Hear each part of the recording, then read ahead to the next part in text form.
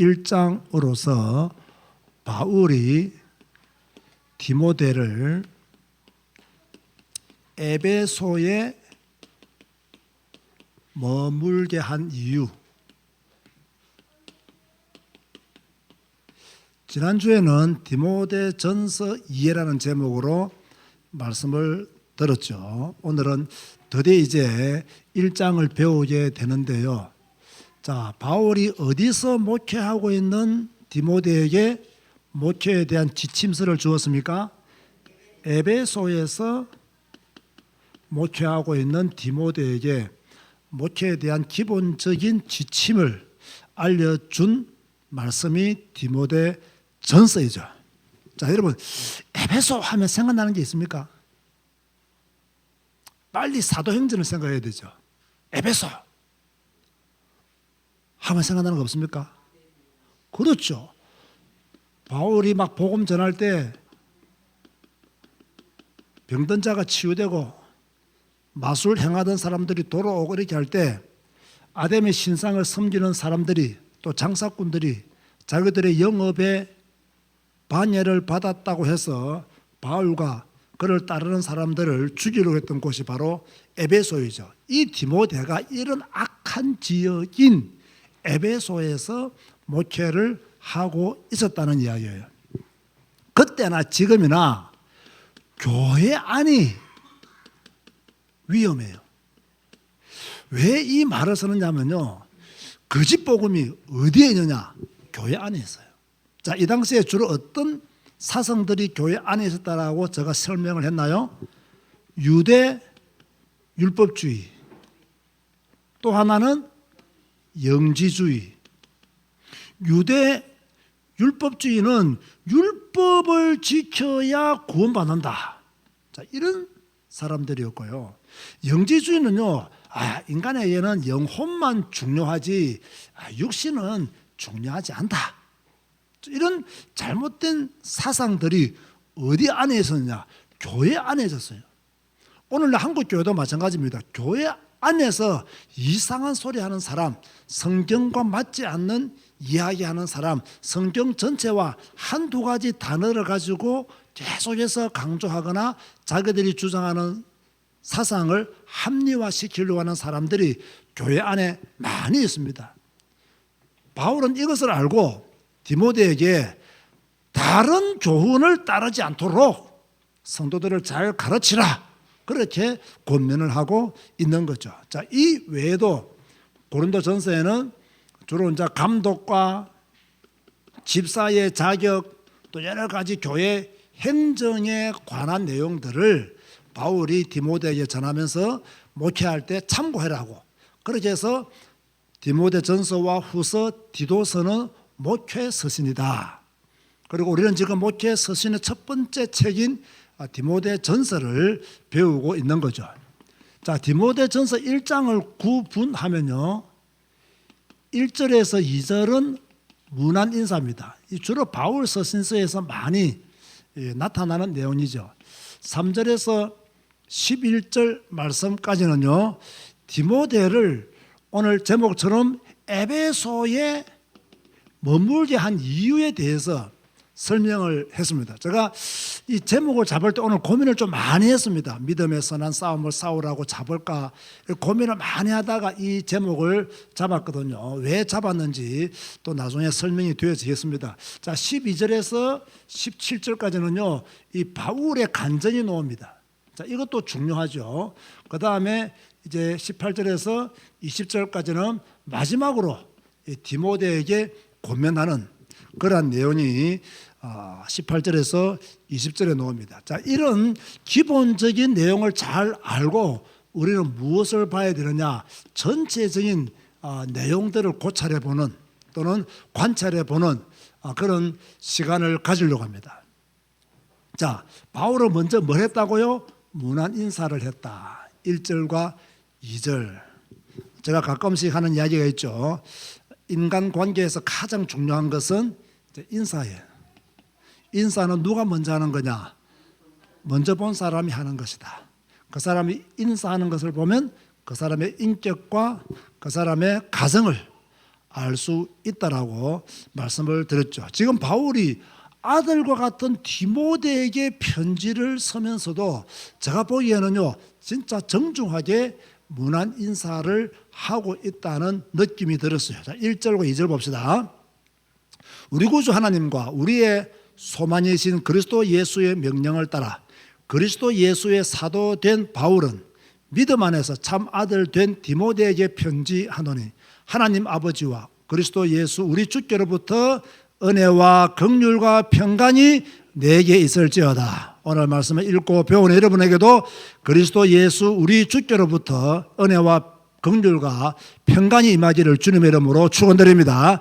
참 저는요, 물론 바울이 자기가 예수 그리스도의 사도가 되었다 이 말씀도 중요하고 다 중요하지만 우리의 소망이신 그리스도 예수의 명령을 따라 이 말씀이요 마음에 더 부딪혀오더라고요. 그렇지, 주님만이 우리의 소망이시지, 그리스도만이 우리의 소망이시지, 이걸 모르고 다른 것에 소망을 두고 있는 성도들이 참 많이 있음이 안타깝고 어떤 면에서 좀 안 됐다라는 생각이 듭니다. 자, 그러면서 자, 우리가 좀 다시 여기 너무 중요하기 때문에 제가 바울의 1차 로마 감옥 투옥 연도를 뭐라고 설명했죠? 몇 년도다? 주후 63년경이다. 이렇게 1차 로마 투옥 뒤에 잠시 석방되었다 했잖아요. 자, 석방되고 난 뒤에 바울의 전체적인 일정을 제가 상세히 말씀을 드리지는 못하지만은요, 석방되고 난 뒤에 스페인에 가서 한 2, 3년 또는 1, 2년 잘 모르겠지만 그 정도 스페인을 방문해서 복음을 전했고요. 그 다음에 이제 스페인으로 돌아와서 이제 에베소에 왔어요. 그리고 에베소를 떠나기 전에 어디로 가려고 했냐면 마게도냐로 가려고 했단 말이에요. 이 마게도냐는요, 빌립보 아시죠? 데살로니가 아시죠? 베레 알죠? 이런 지역이 좀 마게도냐에 있는 거예요. 이런 지명들이. 그래서 이 바울이 마게도냐로 떠나기 전에 에베소에다가 누구를 머물겠다고요? 바로 디모데를 머물게 했다는 사실을 아실 필요가 있는 거죠. 이해되십니까? 이런 것은 이때 안 배우면 강조하지 않으면 또 강조할 시간이 없기 때문에. 자, 그러면 이 에베소는 바울이 3차 전도 여행 때 한 3년 정도 머물면서 전도했단 말이에요. 그런데 이 에베소에 이 디모데를 머물게 한 이유가 뭐냐라고 하면 이 중요한 이 에베소 지역에 좀 거짓 교훈들이 많이 있었다는 이야기예요. 다른 교훈을 가르치는, 어디에서? 교회 안에서.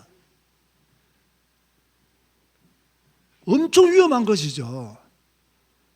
지금도 한국 교회는요, 교회 안에서 다른 교훈을 가르치는, 거짓 교훈을 가르치는 그런 교회들이 있는 것 같아요. 제가 얼마 전에 어느 목사님을 만났는데요, 그 목사님 하시는 말씀이 틀린 말씀은 아니에요. 맞는 말씀인데 저는 100%는 동의를 못하겠더라고요. 뭐라고 말씀하시느냐, 교회가 시대적인 문제에 대해서 답을 주고 또는 시대적인 국가나 이런 정부나 이런 문제에 대해서 메시지를 외쳐야 된다. 거기까지 나는 동의를 해요. 그죠? 국가가 바른 길로 가지 못할 때, 정부가 성경과 반대되는 것들을 추진할 때, 교회가 성경적 결단을 하고 주님 앞에서 바른 길로 가도록 데모가 필요하면 데모도 해야 된다고 저는 생각해요. 그런데 이분의 말씀이 좀 과하다고 생각하냐고 하냐면, 그걸 말 안 한 목사는 가짜 목사다 이렇게 말하는 거예요. 그건 아니라는 거지. 그죠? 그것만 안 한다고 그 사람을 가짜 목사라 하면 되느냐? 진짜 가짜 목사는 누굽니까? 바른 교훈을 가르치지 않는, 성경적 메시지를 바르게 가르치지 않는 사람이 가짜 목사고, 거짓 교훈을 가르치는 사람이요 위험한 목사지, 꼭 국가가 뭔가를 잘못할 때 생명 걸고 나서지 않으면 뭐 가짜 목사다 이런 식으로 말하는 것은 제가 볼 때는 조금 과한 표현이다. 그분의 애국심은 내가 알겠으나 동의하기는 힘들다. 나는 그것도 잘못하면 거짓 교훈이 될 수 있다고 보거든요. 그것도 잘못하면 다른 교훈이 될 수 있다고 봐요. 그래서 우리는 정말로 성경에 더 집중해야 되죠. 주로 어떤 게 있었냐? 신화, 그리고 뭡니까? 끝없는 족보 이야기. 이 족보 이야기 하는 것을 보아서 제가 볼 때는 여기 아마 율법 유대주의자들 아니겠는가? 그저 막 우리는 아브라함의 후손이다, 우리는 성민이다, 선민이다 하면서 막 족보 이야기들을 하면서 예수 그리스도를 부인하는 이런 자들이 교회 안에 있었다는 거예요. 그래서 바울은 자기가 이렇게 교훈하는 목적을 세 가지로 이야기했습니다. 그 내용이 5절 말씀에 나오는데요. 이 교훈의 목적은 청결한 무엇과 마음과 선한 양심과, 세 번째는요, 거짓이 없는 믿음을 증거하기 위해서 이 교훈을 한다. 그런데 이 모든 것은 사랑에서 나온 것이다. 그렇게 바울이 이야기를 하고 있습니다. 자, 그러면 바울이 이런 말을 왜 하느냐 말이에요. 왜 바울이 이런 말을 하느냐? 지금 에베소 교회 안에는 사랑도 없으면서 막 율법을 강조하는, 율법의 선생이 되려고 하는 무리들이 이 에베소 교회 안에 있다는 이야기예요. 사랑도 없으면서 율법의 선생이 되려고 하는 자들이 자꾸 선한 율법에서 벗어나서 뭡니까? 불법을 교회 안에서 행하고 있다. 바른 교훈을 거스르는 사람들이 이 에베소 교회 안에 있다. 그래서 자기는 정청결한 마음과 선한 양심과 거짓이 없는 믿음의 사람이 되기 위해서 이것을 교훈한다. 너도 이것을 알고 가르치는 사람이 되라고 디모데에게 메시지를 주고 있는 거예요. 내가 이렇게 내게 교훈하는 것은 오늘 저 11절에 보면요, 뭡니까? 하나님의 영광의 복음을 따름이라. 그렇게 말씀하고 있어요. 나는 지금 하나님 앞에서 그 영광의 복음이 훼손되지 않기 위해서, 그 영광의 복음을 따르기 위해서 나는 너희에게 이렇게 교훈한다. 참 바울의 선한 동기를 우리가 알 수가 있는 거죠.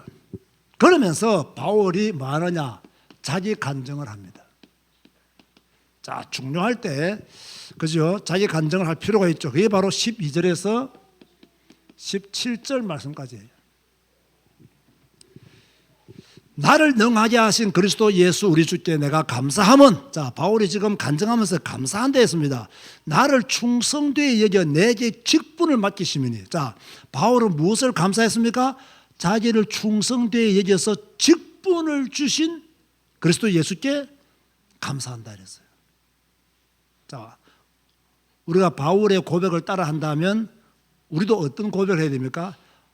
나를 충성된 자로 여겨 직분을 주신 그리스도 예수 우리 주께 여러분도 감사해야 될 줄로 믿습니다.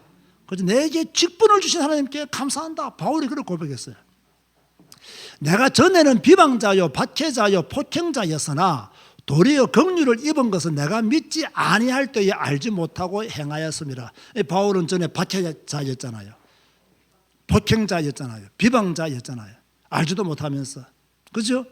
우리 주의 은혜가 그리스도 예수 안에 있는 믿음과 사랑과 함께 넘치도록 풍성하였도다. 자, 우리도 불신자로 살았잖아요. 불신자로 살던 우리에게 긍휼을 베푸신 주님께 바울은 감사했고 우리도 감사해야 돼요. 주의 은혜와 믿음과 사랑이 우리에게 넘치고 있음도 우리는요, 주님께 감사하는 성도가 되어야 돼요. 따라서 합시다. 감사하자. 여러분, 그리스도께서 여러분을 부르신 거 감사하시기 바랍니다. 주님이 여러분에게 직분 주신 거 감사하시기 바랍니다. 불신자로 살던 여러분들을 불러서 하나님의 자녀 삼으신 거 감사해야 됩니다. 그리고 넘치도록 은혜를 지금 주고 계시잖아요. 그것도 감사해야 됩니다.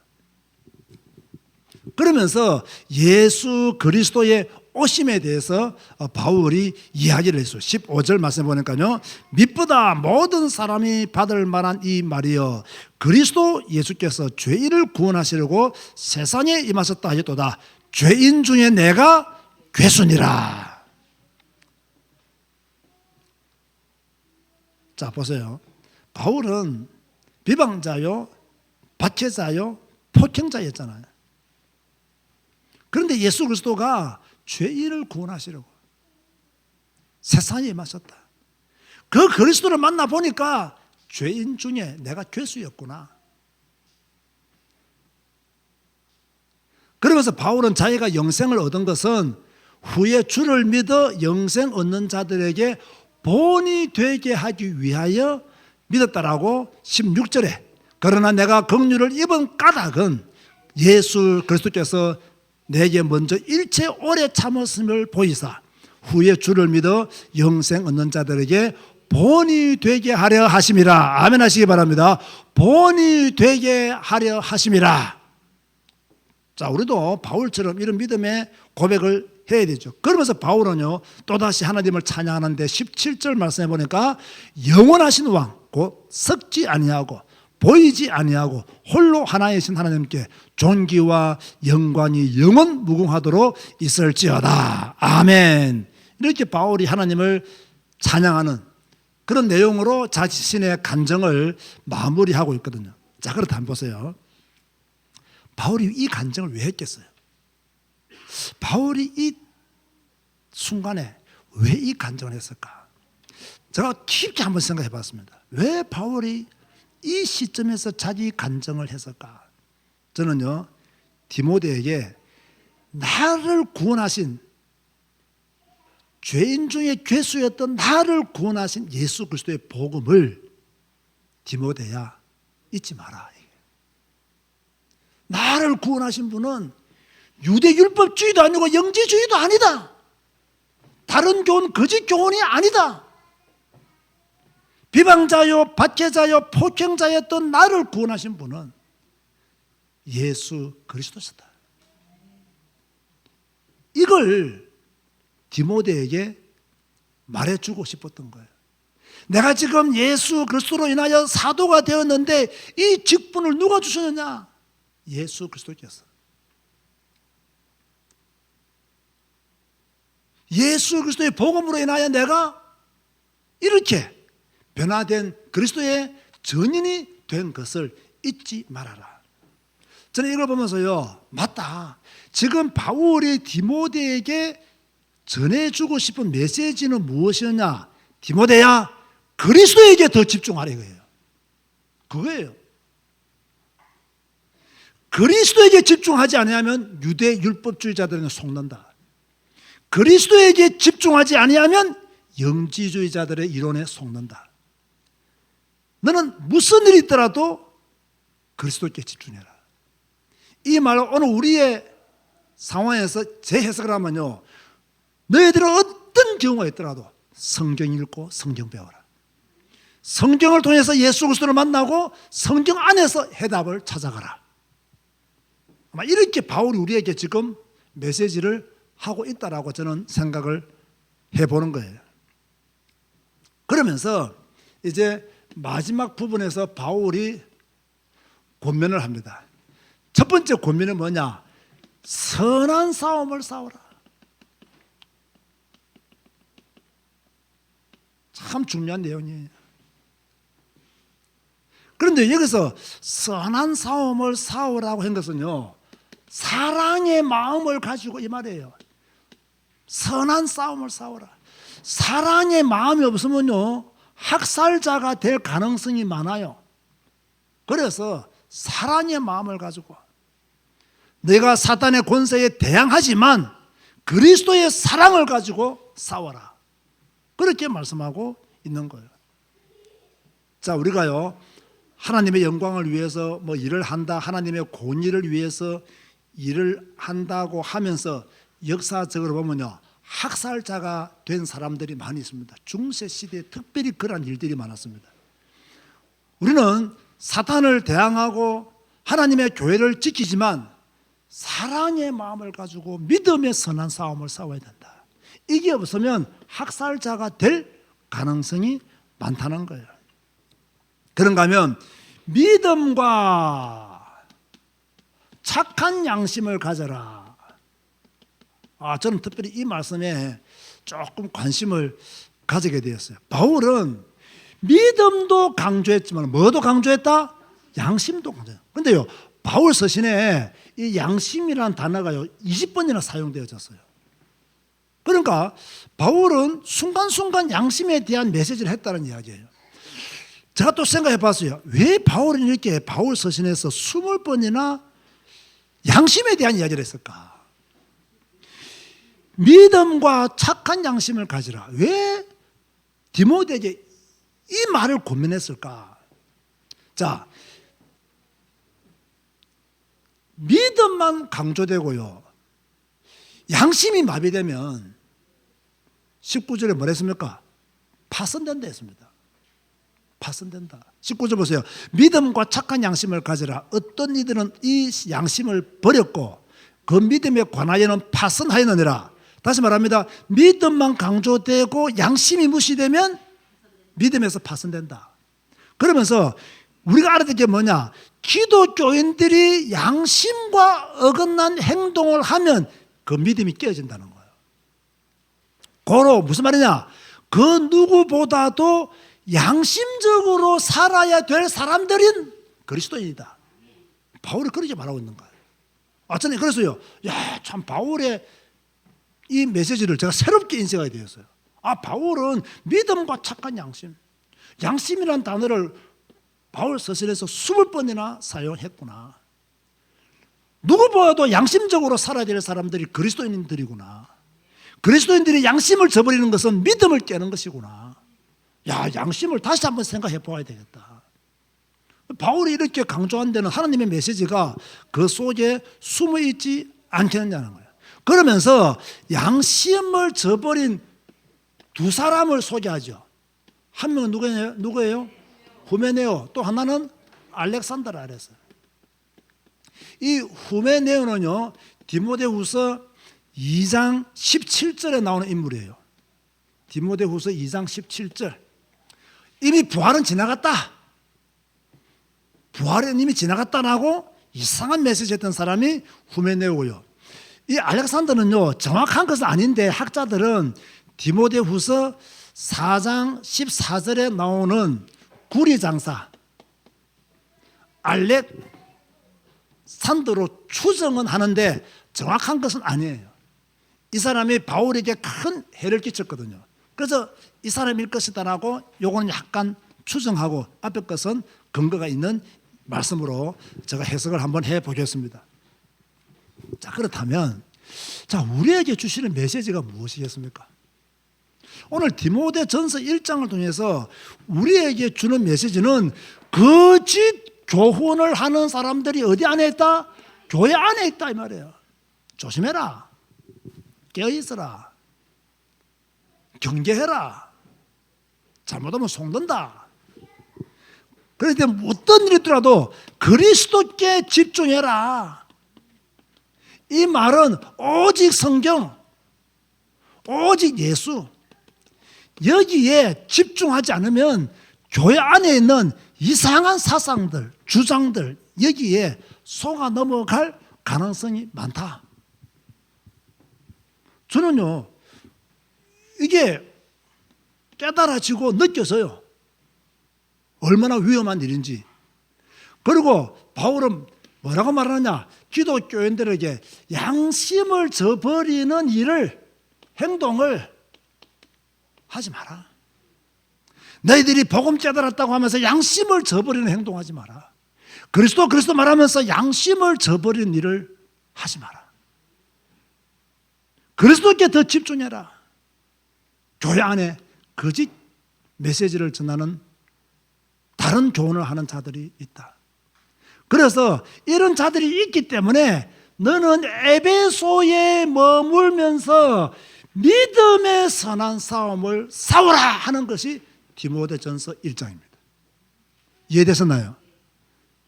자, 여러분 각자가 우리에게 주시는 메시지를 들으셔야 됩니다. 성경은 그 시대에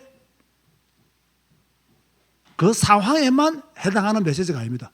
이 시대를 향한 우리에게 주시는 메시지도 분명히 있을 것입니다. 여러분 각자가 크게 깨닫는 시간 되시기를 주님의 이름으로 권면드립니다. 주님 감사합니다. 오늘 디모데전서 1장을 배우게 하시니 감사합니다.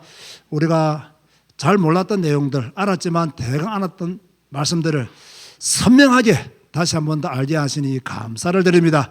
거짓 교훈이 교회 안에 있습니다. 경계하게 하여 주옵소서. 우리는 오직 그리스도께만 더 집중하기를 원합니다. 양심을 저버리는 행동을 하지 않도록 축복하여 주옵소서. 예수님의 이름으로 기도드리옵나이다. 아멘.